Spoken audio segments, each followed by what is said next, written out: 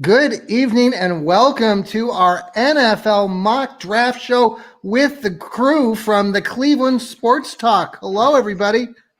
Hey, John. Hey. We are here. I am Johnny Cleveland. We're here with Steve, Dan, and Mel. And let's go around the room and introduce everybody. Steve, welcome. Where are you coming from tonight? Coming live from Nashville, Tennessee. Nice. Excellent. I love the Browns background there. All your things up there representing the greatest team in the world. Decades of being a Browns backer president right back here. Excellent. Mr. And President. down below, Steve, we got Mel. Mel, all the way from. Yeah, I'm here in Cleveland. Well, I'm in my office in Cleveland. I don't have all my stuff put up yet, but I'm sitting here in my office, just looking out the window of a nice Cleveland breeze. So. Yeah, it's supposed to storm, right? We've got some. I'm down here in Columbus, and we've got a few storms rumbling through right now. So yeah, it's actually starting up, but it hasn't dropped any rain yet. Hopefully, we don't get disconnected. And then finally, we have all the way from across the big pond, Dan. Hello, Dan. Hey, Dan. Yeah, coming to you from Bristol in the UK, 5 hours ahead, so it's just past midnight over here. But the pub reopened over here, so the beer is flowing, which is good. So it's awesome that you're burning the midnight oil for us. We appreciate that. These are a few of our great writers that write for Cleveland Sports Talk, and we've got a whole bunch of other guys too. But just happy to have everybody here, and we have some exciting things to talk about. Obviously, tomorrow is the beginning of the NFL draft from the shores of Lake Erie up in the greatest city of them all, Cleveland, Ohio. Woo. Woo. Yay. Yay. So we're very excited about this. And so the first round of the draft is tomorrow night. I believe it starts at 8 o'clock on NFL Network, ESPN. We're going to tonight we're going to have our mock draft of our picks. We're going to go around the room a few times and give individual picks as we go through the draft. So it'll be a lot of fun. We'll ask you at the end if any surprises or whatnot at the end that you're looking forward to tomorrow night and the weekend that's ahead of us. I'm excited. Friday night, I got news that I've got some tickets that the Browns or the NFL is giving out to fans. So I'm going to have a chance to be hopefully in the main stage or near the main stage area. So looking forward to that. They've promised me, the NFL, that they're supposed to send these tickets, but we have not seen them come through yet. So we're a little nervous, but they might be sending them electronically because you know how they are now. Yes. Yeah. So we actually talked to the Browns today, and they said that the NFL is actually in charge of that, and they have been fielding dozens of calls from fans like us who have been invited to go to the show, but have still not gotten their mobile tickets. So fingers are crossed. All right, so we're going to start. Any final words before we get started? I know we have a Steeler fan in the house, right? Yeah, I'm probably the only Steeler fan within like a 12-mile radius of everybody that writes for Cleveland Sports Talk. So it's okay. I get it. You guys have 1 year and you just lost your mind. Well, we beat just you want to twice, let me have it. We don't call it 1 year. We call it the first year. Yeah. But here's the thing. You guys forget. I was doing the recaps all season for the Browns, and not once did I say anything bad about these guys. That you were very of all Steeler fans that I've ever met, you're very kind. Well, let me tell you, you're a lot nicer than some of my relatives. I'll tell you that. I try to be.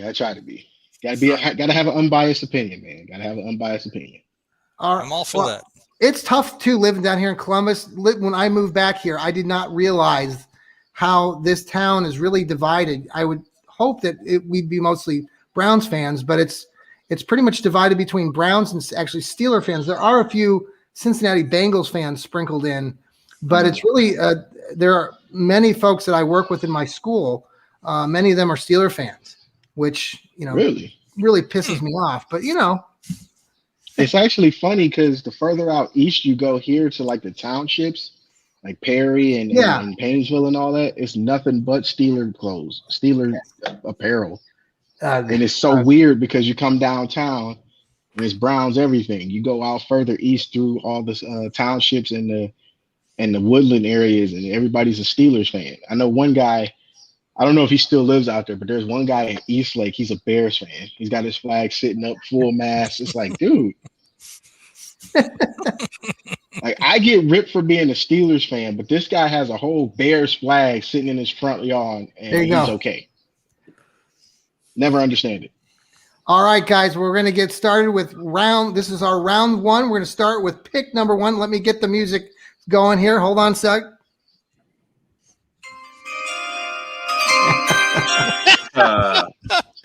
There you go. All right, pick number one goes to Jacksonville. And with pick number one, we are going to start with Steve. Steve, with the first pick, who do you got?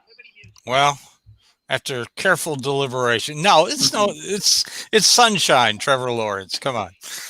Everybody knows it. All right, Urban Meyer with his first pick there. All right, we're going to move on to pick number two. This is going to be Dan's pick. Hold on one second. Pick number two. Yeah, I'm going to go with what the Jets should do rather than what they're rumored to be doing, and they should be picking Justin Fields. There you go. All right, I got it. I got to say something about that really quickly. I don't know what the hell's going on in New York or Jacksonville, but if I was Urban Meyer, I would not step away from Justin Fields. It's just me. I don't know why, right? But I'm the same. If I'm Jacksonville, and I'm Urban Meyer, this is just me. I would not stray away from my product. Could there be a surprise tomorrow night? I mean, we've seen weird shit happen before. Oh yeah, you never know. What gets me is everybody's talking about Mac Jones, not being a top 5 pick, but nobody talks about Zach Wilson. I don't understand it. I don't understand it. Well, speaking of his name, let's see what happens with pick number 3. Let me cue up the music. Oh, wait a second. It paused. Just a sec. We're going to play that again.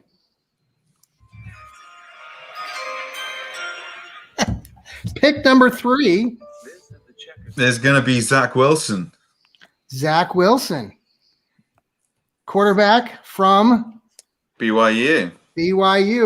Yeah, well, I'm the other way around. I don't get the Trey Lance hype. I mean, the guy's had one good season at North Dakota State. Yeah, I mean, Carson Wentz played 4 years there, and he's a train wreck right now. So I think Trey Lance is going to fall flat on his face. So I don't get the hype. You know what? I can't say I disagree with this pick only because it's not only because I don't disagree with this pick, and the reason I don't disagree with it is because he knows the West Coast. Mm-hmm.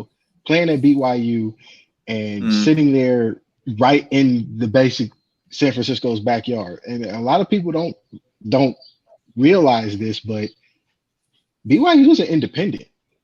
Mm-hmm. So it's not like he's played cupcake teams. Like, yeah, COVID, they scrambled to get a schedule together, but if this wasn't a COVID year, if COVID doesn't hit, they're playing Wisconsin up at Lambeau.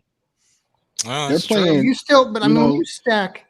When you take someone like Justin Fields and you put him up against Zach Wilson, I mean, you still feel like Zach Wilson is even with Justin Fields? Are you asking me to be honest? Yeah, I'm or asking you want anybody. Me to lie? Yeah, Dan. I mean, or Mel. You look at Fields. You look at some of Fields' stats, and I would make a case that he's better than Trevor Lawrence. But I would say that because I'm a Buckeyes fan. Okay. The completion percentage better than Lawrence. Yards per attempt better than Lawrence. Completion percentage on passes 20+ yards. Best out of any of the QBs in the class.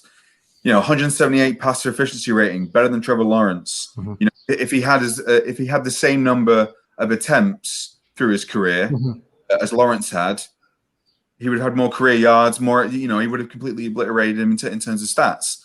So I don't see why there's this consensus that Trevor Lawrence is head and shoulders above everyone else. It's Trevor Lawrence and everybody else. I think Fields should be in that conversation. I can't get over his mustache.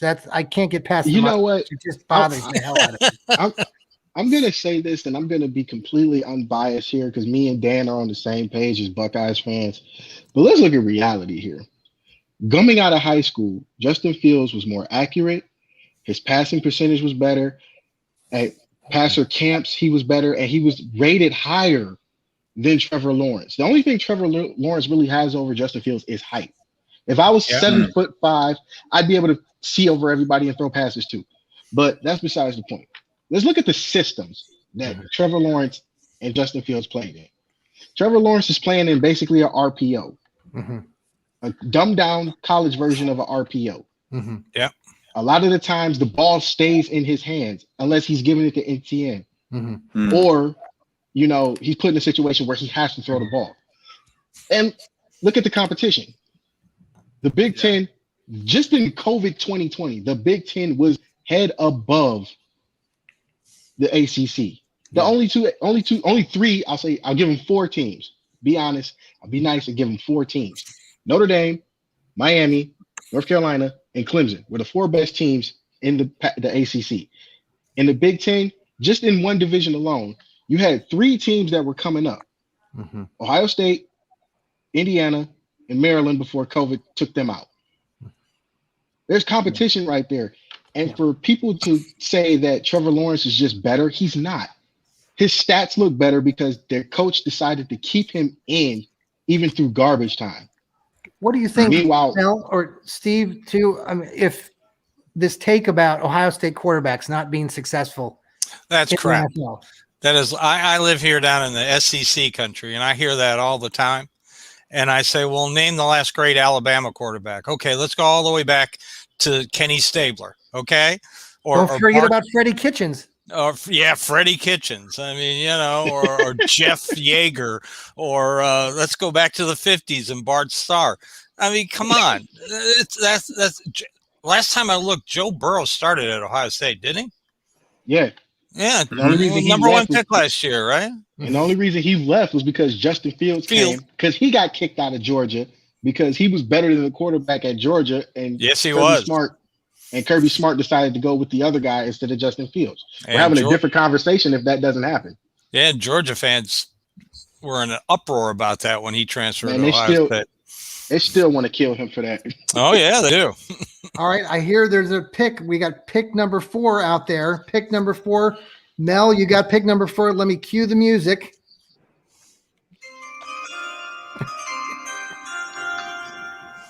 All right, Mel, who do you got for the Atlanta Falcons? For number 4 for Atlanta, I got Kyle Pitts out of Florida. Long story short, he's the best tight end in the class in the draft. With the trade talk of getting rid of Julio for whatever dumb reason they could come up with, Matt Ryan's going to need some help. And when healthy, Matt Ryan has shown he still has it. So it'd be smart for the next 2 or 3 years that his body can hold up. You get this man some help and get him some help over the middle, because that's where they had the problem. If you look at the season, they were having problems getting the tight end over the middle with the loss of Austin Hooper. So Kyle Pitts is the best tight end in the draft. You got to go with him. He's right there. A lot of people said that he's the best athlete. He is. Yeah. He is. He's the best offensive weapon in this draft.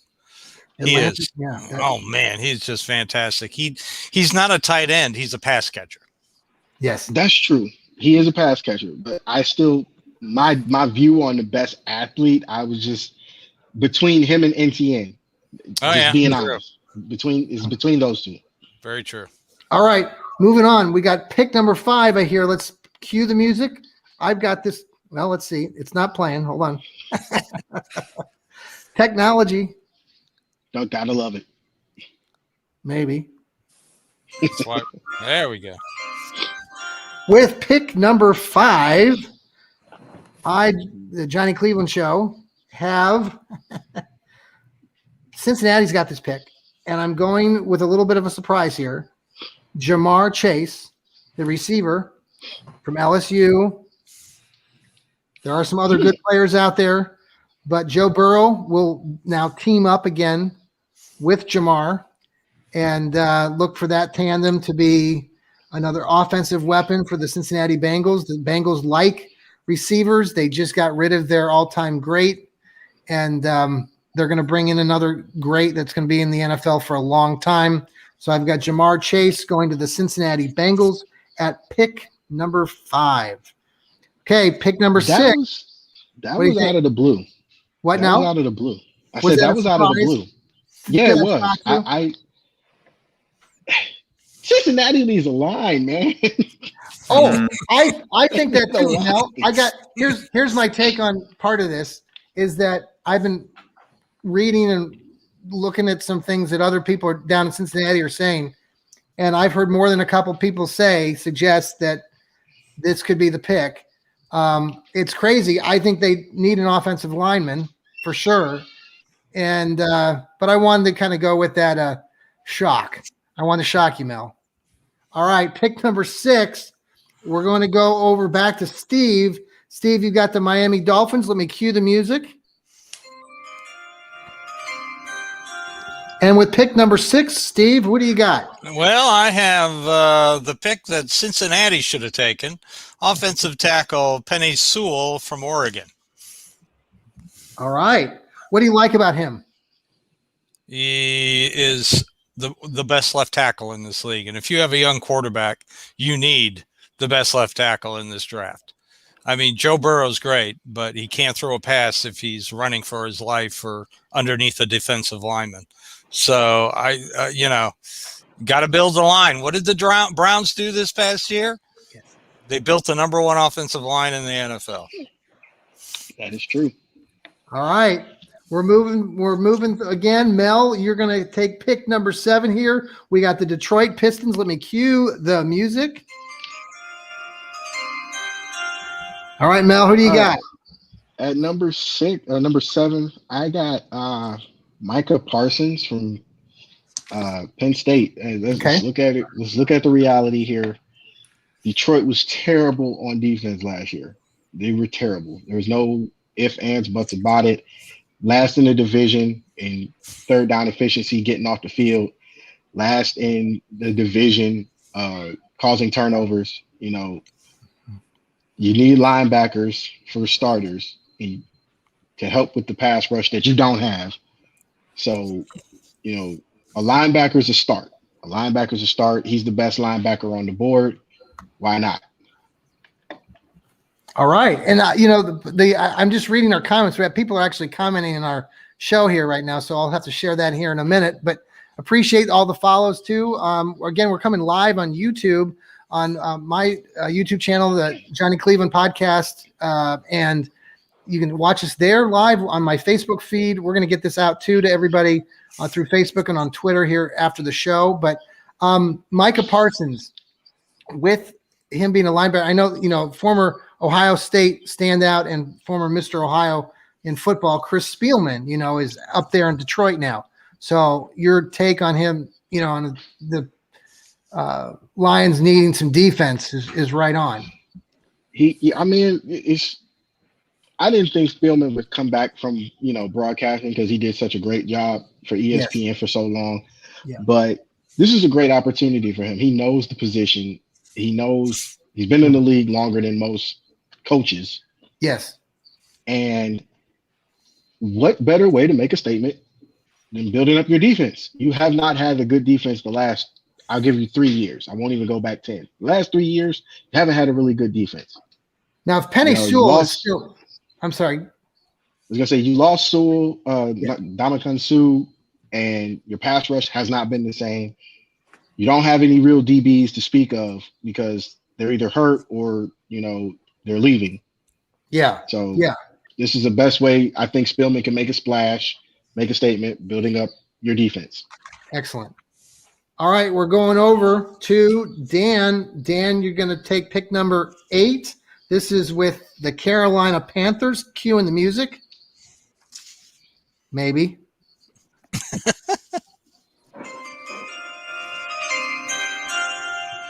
All right, Dan, who do you got? Yeah, I got them going with the left tackle with Christian Darrisaw from Virginia Tech.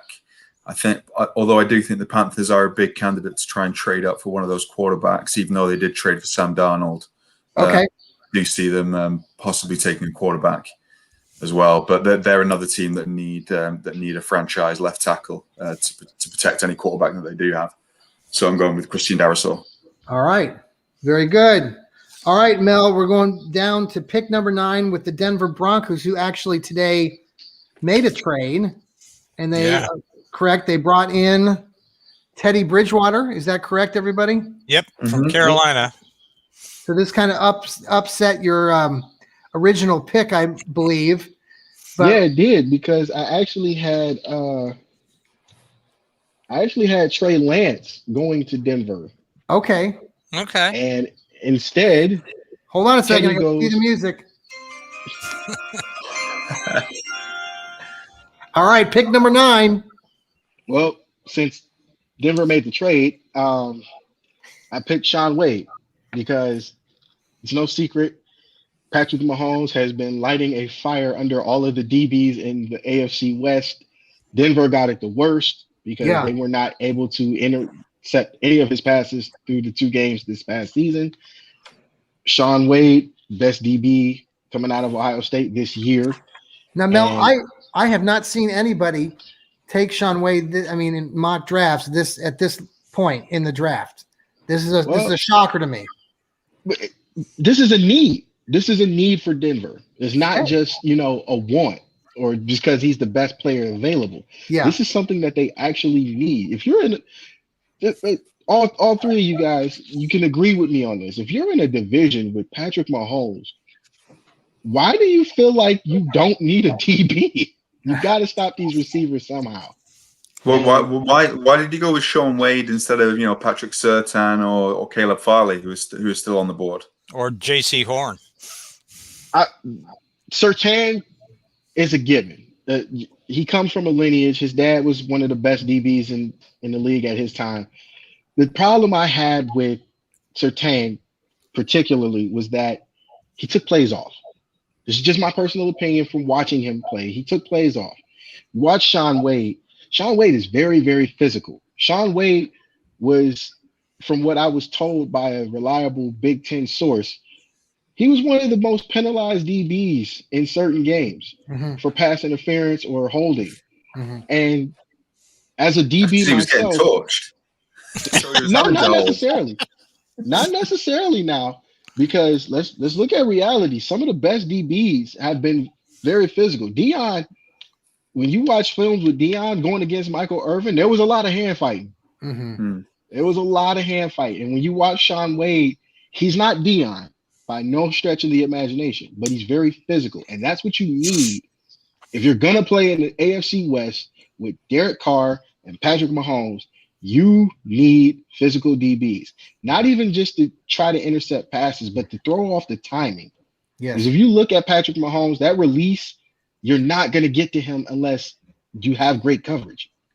The best way to get him is to cover. You watch the Browns playoff game against him. The pass rush was there. The reason that pass rush was there was because the DBs were giving the receivers such a hard time. Right. I'll say this about Sean Wade, and I am a Buckeye. I'm a Buckeye honk, and they did ask him this year to play in the slot, not his normal position. 2 years ago, he played a hell of a lot better on the outside. Anybody who drafts him like day 2, day 3 is going to get a steal. Yeah. And I'm glad you brought that up, because I forgot that he played the slot this year, because that's the worst position to play as a DB, because you especially can't do in college. Anything. Yeah, especially in college, man. You can't do the passes to the wide receiver in a blink of an eye. Right. Very good. Well, since we're up to pick number 10, which I have with the Dallas Cowboys, America's team, right? It's not America's team. Let me cue the music. It's not America's team. Maybe. It's not America's team. I disagree wholeheartedly. out of all the teams. All right, pick number 10. Since you took Sean Wade at 10, I am taking Patrick Surtain at 10 for the Dallas Cowboys. He is Jerry loves Patrick Surtain, and the Cowboys need more D. And he's a great player. His dad played. It's in the bloodline there, so he'll do great. He'll be a great Cowboy.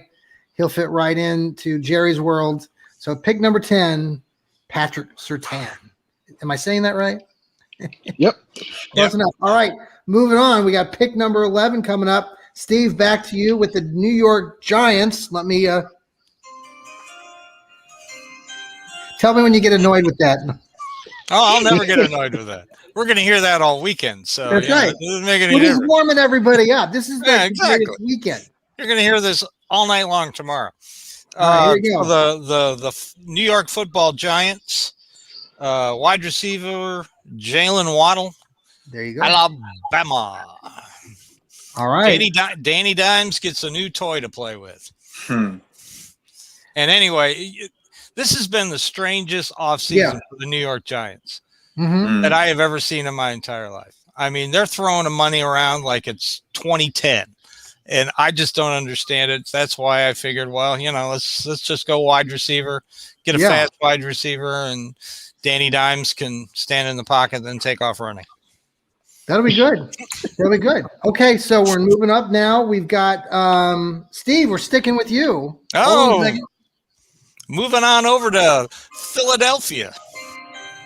Pick number 11. Well, since we're talking about 12. Since we're talking about Alabama wide receivers, let's just go with Devontae Smith. Excellent route runner. Philly desperately. Well, the whole NFC East needs weapons. So but here's the question: who's going to throw Smith the ball? Oh, that is a good question. I'll leave that up to Ron Rivera. All right, moving down, Dan, over there in England. Hello again. We're so happy that you're here. I know it's getting close to 1 o'clock in the morning now. I'm glad you're still awake. We're working on pick number 13. Let me cue the music. Maybe. Or we'll get a commercial. All right, here we go. Yeah, so for the Chargers, I'm going with a left tackle. I'm going with Rashawn Slater. They need someone to protect Justin Herbert, who had a great rookie season. So yeah, I'm going with him, and he did a great job. I don't know if how many of you guys watch a lot of Big Ten football, but when he lined up opposite Chase Young, he did a real good number on Chase Young. Yes, Northwestern. So I reckon he'll be a good solid left tackle over there for. That'll be a really high pick too for a Northwestern kid. I mean, I know, yeah.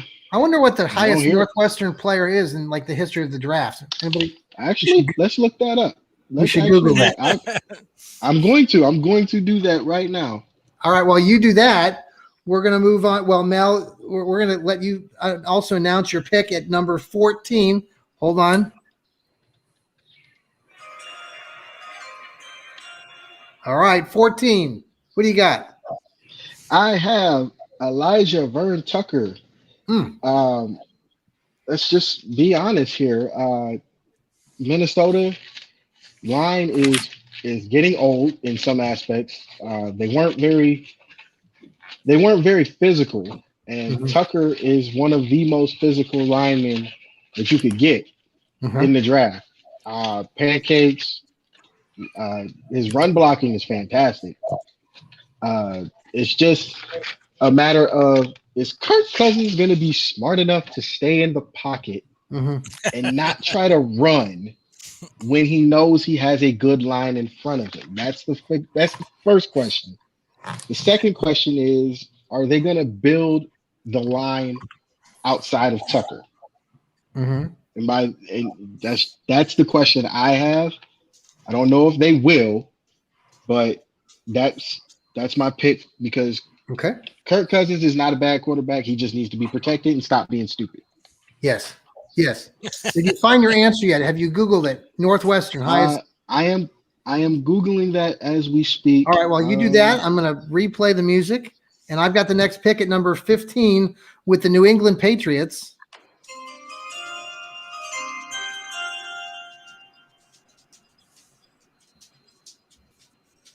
And at number 15, I am taking quarterback Mac Jones. Why? Well, New England needs a quarterback eventually. And I think that Mac Jones is going to go higher than this, actually. I don't know where tomorrow. I think that he's completely overrated. He's an Alabama quarterback. I don't understand. I mentioned this in my mock drafts, 3.14 equals pi. By the way, check it out on clevelandsportstalk.com. I don't get this whole thing with Mac Jones. Maybe you guys can explain it, why people are like, why the San Francisco 49ers are talking about it right now. But I do think that New England needs a quarterback eventually. I think that somebody like Bill Belichick could, work well with a kid like Mac Jones. Mac Jones is smart. He understands the game. He's an alcoholic.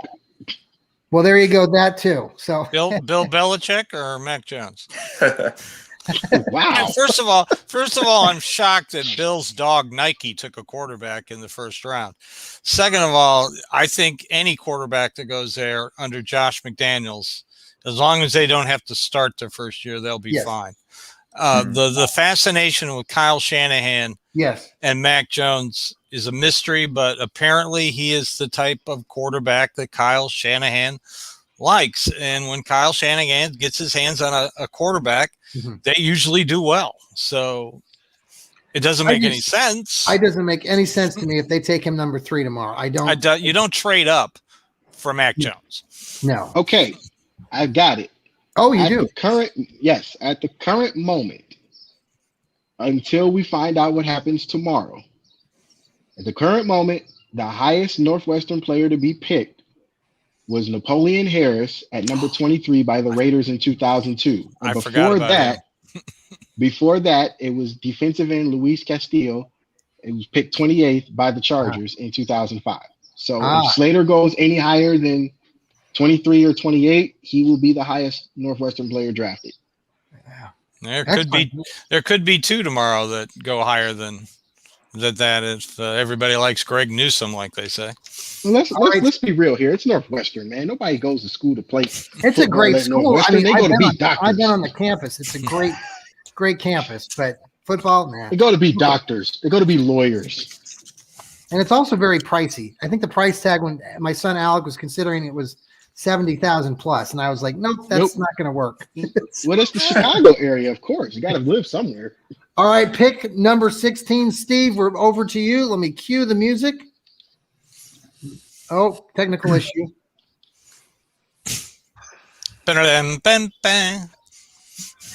With the third pick. All right, Steve, who do you got at number 16 with the Arizona Cardinals? Everybody's favorite linebacker to draft to the Browns, Zaven Collins. Just like Willie said with the AFC West, you got to have defense. If you're in the NFC West, you got to have pass rush. You have to. The quarterbacks you're going against. So that's why I picked Zaven Collins. Middle linebacker, although he's gained 10 pounds. I don't know what he's doing. What is he doing? Drinking a lot of stuff? I think he's trying to put on weight to become a defensive end. The only thing, 270. That's the only thing that makes sense. Well, maybe that's why he's going to the Browns. Oh, let's hope not. All right. No thanks. Right. He's not a popular pick by you guys. Okay. All right. Number 17. I've got number 17. Let me cue the music.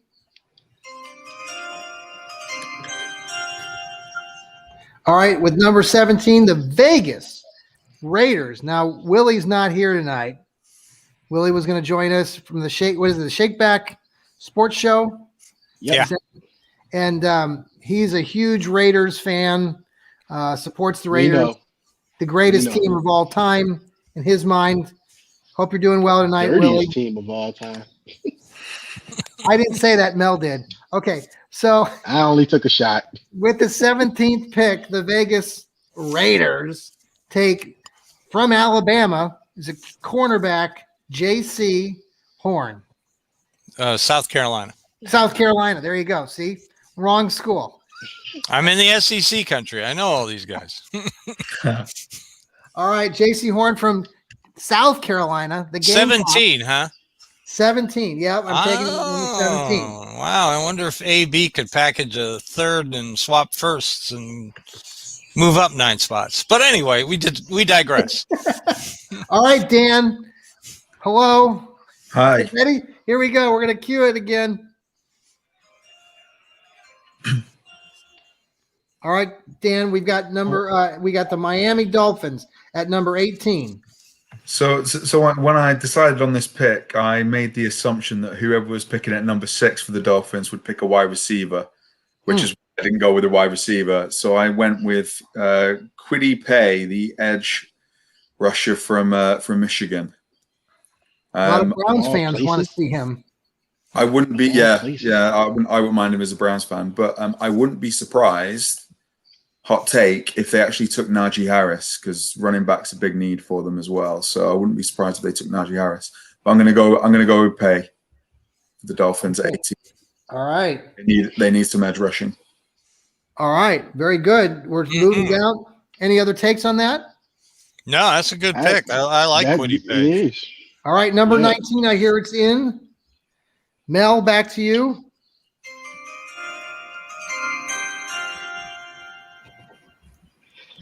What do you got? At 19, I have Trey Lance going to Washington. Now, before your viewers kill me,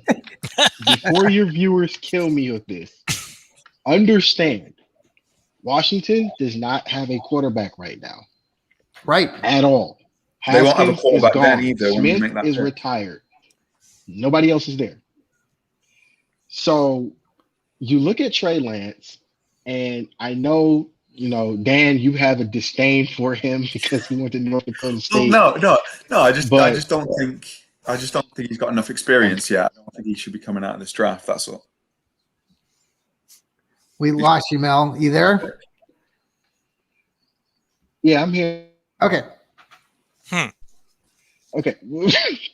Long story short, I think out of all the quarterbacks in the draft, I think Trey Lance will fit what Ron Rivera wants to do. And if you look at what he wants to do, historically, Ron Rivera likes to run the ball. He likes to, dink and dunk down the field. The passing game is not always electric, but it gets the job done. As long as he's able to run the ball, he can do more with what he has. So you look at North Dakota State's offense, that's what they do. They run the ball. They run the ball. And then you get lulled to sleep, and Trey Lance is throwing a 30-yard, 40-yard, 50-yard touchdown. So I think Trey Lance will fit in Washington very well. I think he'll do a whole lot better than Haskins. And that's all I got. Okay. A lot of people Trey Lance, he's been talked about from some of these other teams at the top of the draft too. So would not shock me if somebody took him even higher than that. But all right, the Washington football team taking Trey Lance at number 19, moving on to number 20. The Redskins, get it right. Oh, the what? It'll always be the Redskins. Matter of fact, I'm gonna turn my hat around. Here you go. There you go. All right, go Tribe. There you go. Let's go Tribe. 20 with the Chicago Bears going defense, the cornerback, which the Brownies want, but the Chicago Bears are going to grab Greg Newsome, taking Greg Newsome on the defensive end, making that Chicago Bears defense even stronger. So there you go, number 20. That's a hell of an interesting pick. Tell me why, Mel. They didn't have a problem at cornerback last year. No. Corner, yeah. They didn't have that problem. And I get it. The defense has always been the staple in Chicago throughout the years, but I don't see why they would need to get a corner when they have two decent ones. And the only person you really got to worry about in that he's from NFC Northwest. North. True. Very true. Oh, you're going the hometown boy. I'm kind of going with the hometown cooking thing, Yeah, and I get that, but I just logically, outside of him being right there, they didn't have a problem with DBs. I don't know. I think this could be trade bait. Now that there you go. I think this is my first trade bait. Okay. There you go. Somebody who likes Greg Newsom, come up, steal him. Bears move back. Steve, we're going back to you. I hear pick 21 is in. Oh, yes. The Indy Colts. Since they need a little offensive line help, since their left tackle just retired, I'm going with Alex Leatherwood. Out of where? Alabama. Another Crimson Tide. Yeah, he can play a couple different positions on the line. He played center. He's also can play guard, left tackle. So, yeah, and their perennial All-Pro left tackle, Anthony Costanza, retired unexpectedly. So, sure, a little line help. They have defensive needs, but since we're getting a little run on tackles here in the first round, we might as well grab them while the getting's good. That's 3 Alabama players you've selected already, Steve, with your picks. Well, you really are an SEC country, aren't you? Oh gosh, you don't know the half of it. Well, Steve, you're down there in Tennessee, and so with pick number 22, we are going to go back. We're going the Tennessee Titans. I know we've discussed this off air, but the Titans love their receivers. And so I have Rashad Bateman from the Minnesota Gophers going to Tennessee, even though Tennessee has an enormous number of other problems that they need to fix. They're infatuated with their wide receivers, and they're going to take Rashad Bateman at number 22. Yeah, what? Down here. Can you blame them? No. They got to replace Corey Davis. They also released their slot receiver. A lot of Titans fans down here like Elijah Moore from Ole Miss. Yes. So a wide receiver makes sense, but they got a lot of needs. But they got 9 picks, so they can maybe doing some trading. I don't think they'll trade this one. John Robinson comes from the Belichick tree, so I can see him maybe moving around a little bit on day 2 and day 3, but they need a tight end, they need a tackle, they need an edge rusher, they need a corner. Yeah, they do. They need the kitchen sink. Very good. All right, we're moving on. Dan, all the way over there, you still awake? It's almost 1 o'clock in the morning, bud. Yeah, I'm still awake. Hold on. I'm going to be awake for the Cavs game as well. Got to cue the music, Dan. Here we go. All right, you got pick number 23. Who do you got, Dan, with the New York Jets? So the Jets obviously already got their quarterback with Justin Fields at the number 2 pick. So they need someone at right tackle to line up opposite Mekhi Becton, who had a good rookie season and who they drafted last year. So I'm going to go with them taking Samuel Cosmi from Texas. Texas. I've heard great things about this kid. Yeah, it's very versatile. He's played left tackle and right tackle. A lot of people think, so he's a good player. I just think like the Jets are going to screw things up. You know, the Jets every year screw things up. I mean, it's just like it's almost entertainment every year, right? That's not entertaining. That's heartbreaking, man. I was gonna say Joe Namath is tossing in his grave, but I just remembered Joe Namath is still alive, so he's probably cussing everybody out right now. Yeah, well, this team might kill him, Mel. So. Hey, Mel, I hear the music. We're going up to pick number 24 with your team, the Pittsburgh Squealers. Hey, whoa, watch your mouth. Watch your mouth. Watch your mouth. We was doing good. At pick number 24, who do you got, Mel? At 24, I have Travis Etienne from Clemson. Now, this is a deep, deep need. It has been a need for the last 3 years for the Steelers. They needed a full-time running back. Don't get me wrong. I love James Conner. I love his story. But James Conner is not a every down back. Travis Etienne is an every down back. He may not look it, but he's strong enough and he's fast enough. And he can catch out of the backfield, which is the most important thing for this offense, because we all know how the Steelers love to use their running backs in the passing game, whether it's out of backfield in the swing pass, the screen game, or possibly lining him up. And you can actually do this with ETN. We've seen it. We've seen it with Trevor Lawrence. You know, it's just a matter of, does he fall that late in this first round? Okay. All right. Music's coming again. Solid reasoning. Running backs. At pick number 25, we are going with Jacksonville, the Jaguars. They're taking Najee Harris, the running back from Alabama. So I these Alabama players every year. Oh yeah, every year.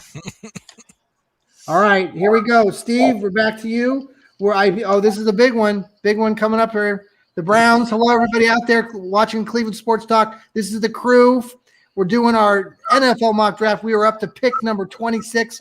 You're watching us on the Johnny Cleveland podcast live right now on YouTube. You can follow us too on Facebook and on Twitter at JClevelandPod. You guys all have your own Twitter handles and other shows. You want to give a shout out real quick? Steve, we'll start with you. I write a blog, dogpoundsouth.net. Just put out my DAWG, Dog Pounds, the correct way to spell it. I just put out my seventh round Browns only mock draft tonight, as a matter of fact. Final one.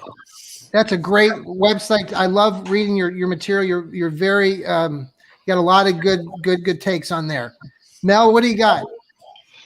You guys can find me on Facebook. Our fan page is 4th and 15 with Mel and Smooth. That's also the name of our podcast. We speak on sports news, cover pretty much everything from MMA to football and back to soccer. So we are working on some big things. We've had some great people on, and we're trying to keep it going.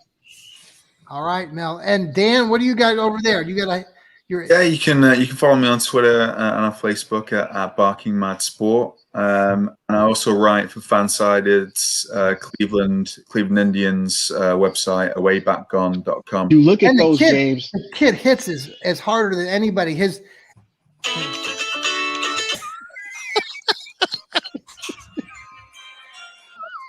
Okay, for Green Bay at 29, I got Elijah Moore. Now, It's no secret Aaron Rodgers needs receivers. He's got a decent running back, but the bulk of his legacy is in his arm. So, and I know Elijah Moore gets a lot of flack for his touchdown celebration that cost him the game against Vanderbilt, I believe. But let's not take away from his talent. His stock is on the rise. I mean, it is. Let's not take away from the talent. He's very quiet as a receiver, meaning if you're not paying attention to him, he will hurt you. Mm-hmm. He had 88 receptions, 1,000-yard receiver, and 8 touchdowns before he opted out. That in an Ole Miss offense. Like, when was the last time you seen a receiver at Ole Miss with those kind of numbers? Mm-hmm. Mm-hmm. That guy's special. Yeah. Having a coach named Lane Kiffin never hurts. Yeah, it doesn't. It doesn't. But and first of all, let me say, as a Vanderbilt graduate, he deserved that penalty. But anyway. You know what? Before you go any further, John, let me say that they need to get rid of that rule. They need to. Yeah. Yeah. Because it's not feasible. Like, what sense does it make to punish a kid? You already punished these kids enough. Mm-hmm. Before all the lawsuits and the let me make money off of me kicked in, you were already punishing these kids enough with your rule book. Like, I learned a couple years back, there was a rule in the NCAA handbook that you couldn't accept a gift or you couldn't accept a car from your parents because it would be considered a violation. But if you stole a car, all you got was it's up to the discretion of the school punishment. Does that make any sense? Yeah. Like, that's true. Come on. And now you're going to punish them for celebrating after a touchdown. That's what made college football exciting. That's right. I'll take it even further. Oh, hold on a second. We got to pause the music. Ohio State is about to get a transfer from Tennessee, a middle linebacker. Henry Toa, yeah. Yeah, he wants to go to his first choice was Alabama, but the SEC has a rule that you can't transfer within the conference without sitting out a year. Oh, that's garbage. So he can't go to Bama, and his second choice is Ohio State because the NCAA doesn't have that rule. So Ohio State's going to benefit from a stupid, petty SEC rule. I love it. But that's actually smart on Nick Saban's behalf. Or actually the SEC. That's actually pretty smart because as an SEC team, if somebody's leaving Vanderbilt, Kentucky, they're going to Bama. Or LSU. Either Bama. Come on, man. LSU just fell off. LSU wins the national championship and doesn't even get 5 wins, man. Cut it out. Oh, come on. I like it. We're drafting in the NFL draft tomorrow, or in our draft. I just like LSU because I love listening to Ed Orgeron talk. Well, speaking of LSU,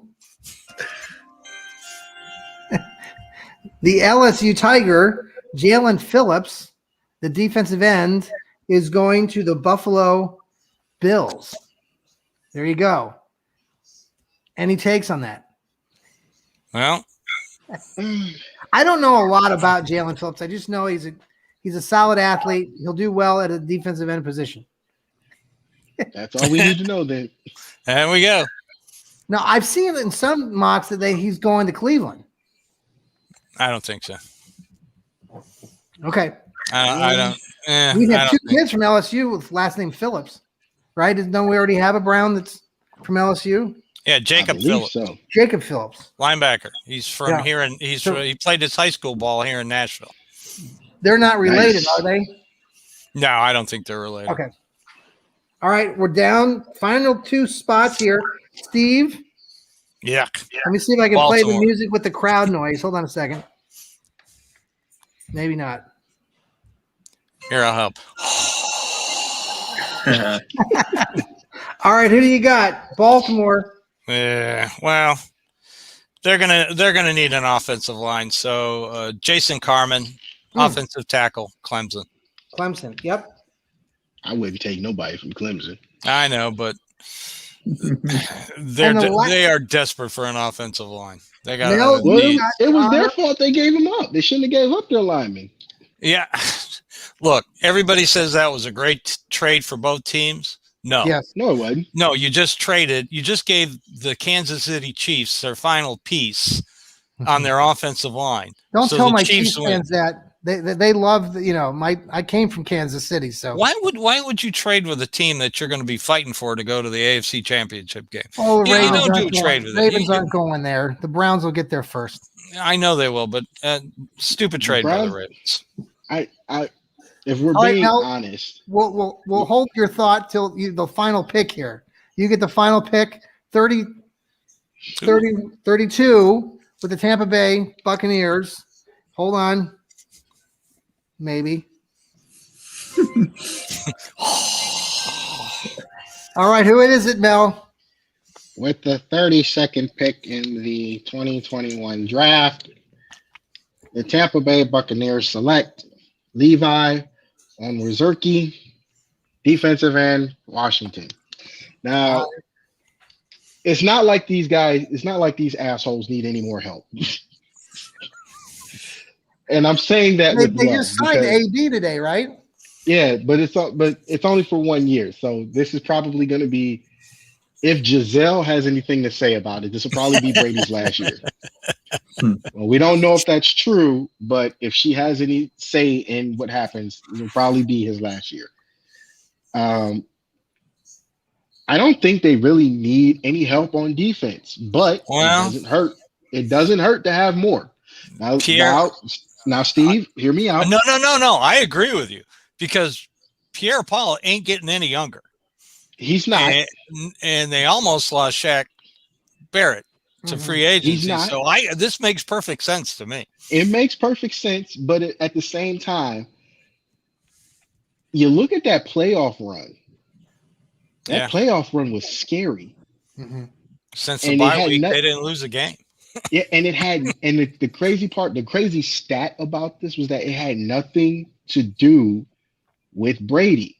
Right. That playoff run was all defense. Yep. That Super Bowl run was all defense. Yeah. And what Brady looks, I know because Brady's the star name in it, but that playoff run, that Super Bowl run was all defense. Oh, You I shut totally down agree. you forced Drew Brees into retirement. Yeah. Like you did. Brees is arguably gonna go down as the greatest passer in the NFL ever. Yes. Now, what does that say about your defense when you go to his place, which he hardly ever loses in a very hostile environment? If you've ever been to New Orleans or the Super Bowl, it's loud, it's obnoxious. Even with the Bayou Classic down there, it's loud, it's obnoxious, and you drowned out the crowd. You hit Drew Brees. You picked off Drew Brees. And just as he was thinking about coming back for another year, he's like, I got to see Tampa Bay's defense again. Yeah, I'm Twice. good. Twice. maybe 3 times if you make the playoffs. And he just says, yeah, I'm good. You guys can have it. You don't really need to shore up your defense, but this guy right here is a hell of a pick. What's crazy about it is, if I'm not mistaken, Washington was supposed to be in the Pac-12 title game, but because of COVID, Oregon got that spot.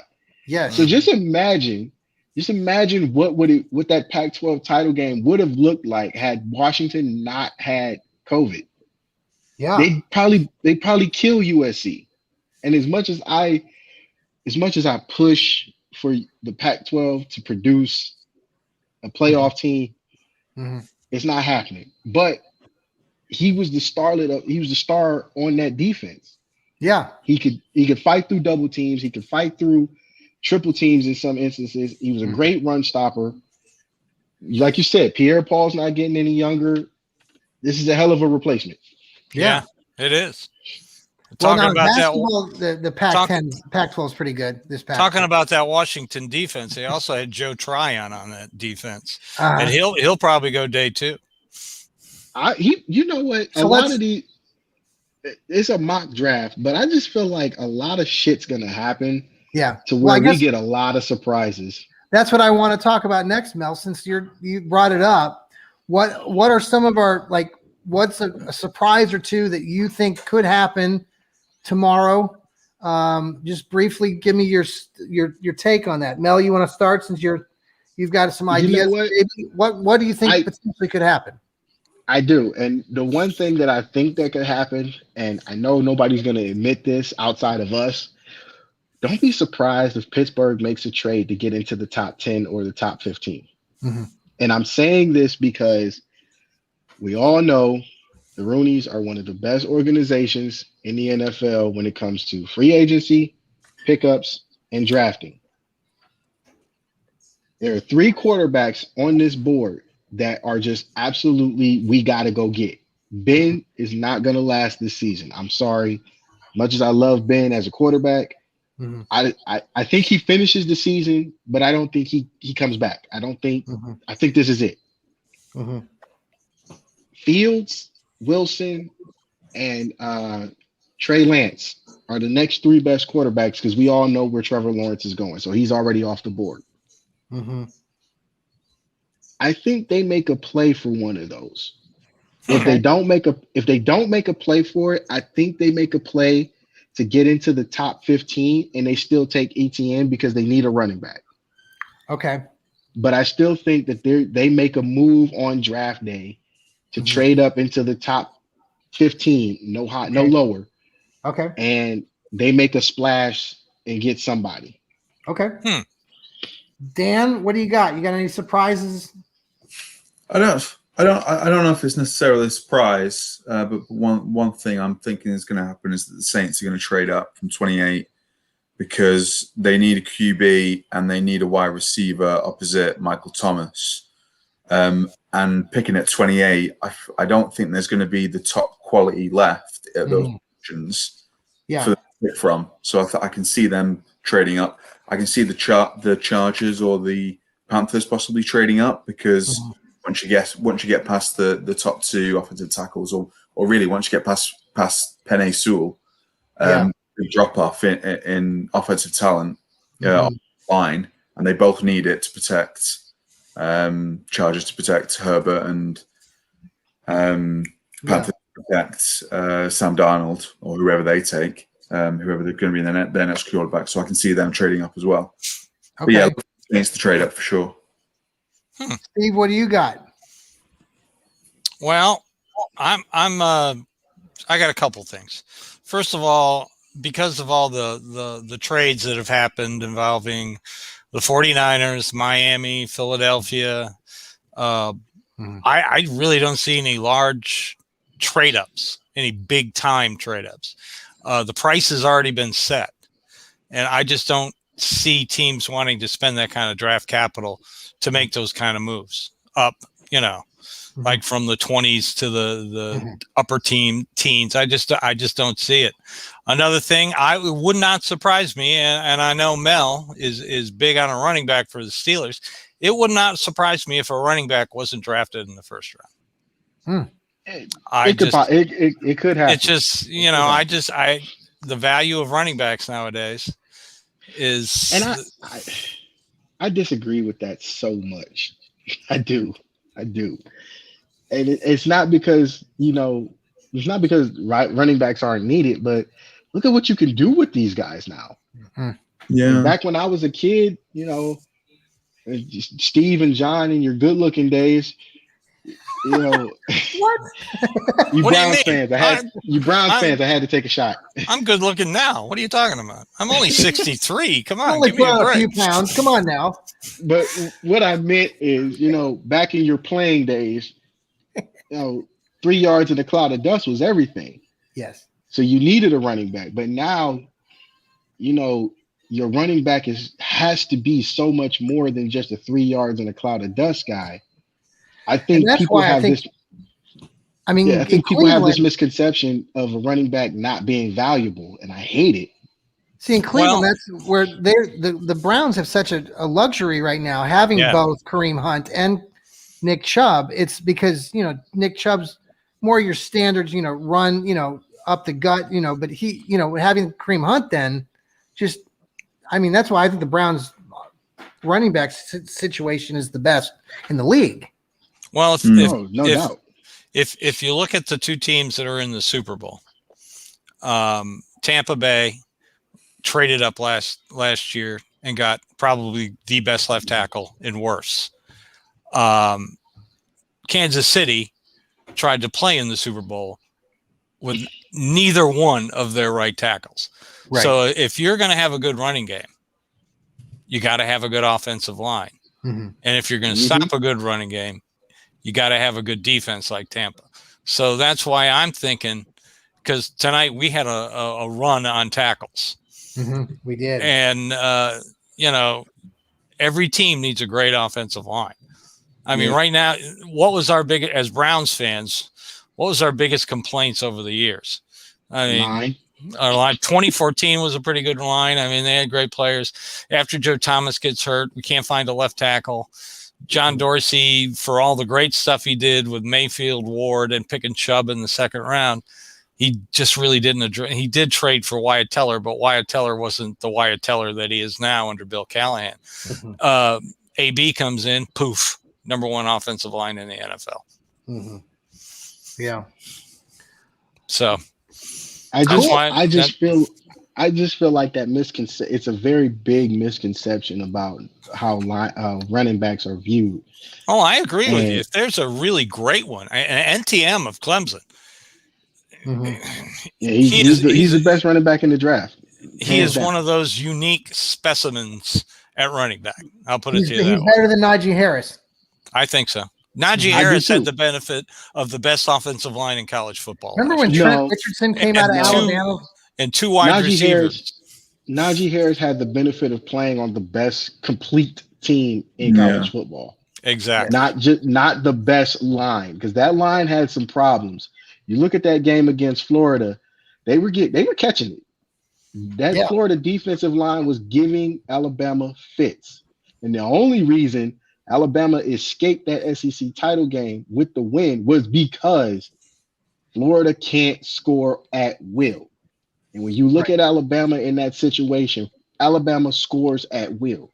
Yeah. And Nick Saban said it himself.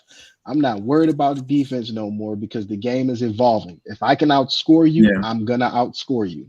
There you go. And that's exactly what he did. And I felt like, yes, Najee Harris is a great running back. But when you have the benefit of being on the most complete team, it's easy to get 120, 150 yards a game. Yep. ETN,